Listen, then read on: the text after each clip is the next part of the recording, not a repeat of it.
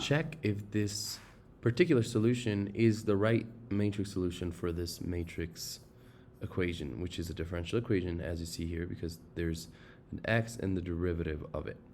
So let's try to define this in Matlab, and I'll show you how to do it. Okay, so going into Matlab, we're going to have to define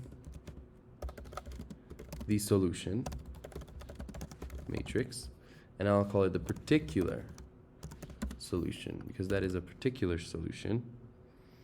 And it's a particular solution because it's specific, and it includes the 1 over the negative 1, 7 e to the t. So let's define it as x, and I'll call it xp, and it's going to be the vector exponent t,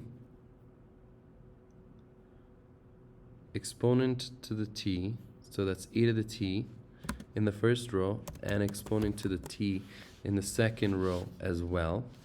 And then with that I'm going to add another vector, which is t times e to the t, and then we're going to have negative t times e to the t.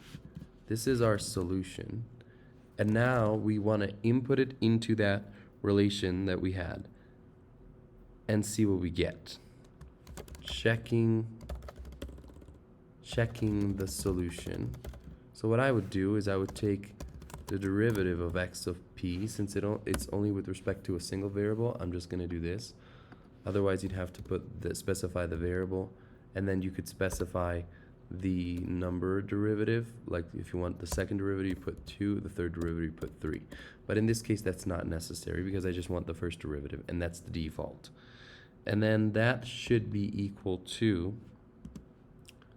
it should be equal to the A matrix that we get, which is 2, 1, and 3, 4, multiplied by the particular solution once more, which we already defined as xp, plus we're going to have,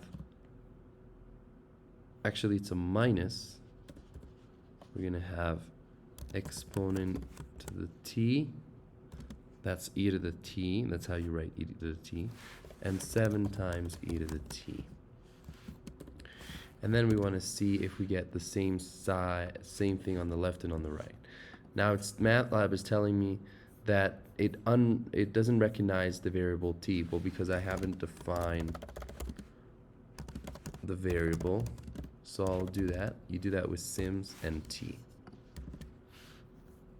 Now Matlab should recognize it, and we see that we get the same thing on the left and on the right, which means that xp is indeed a solution to the system.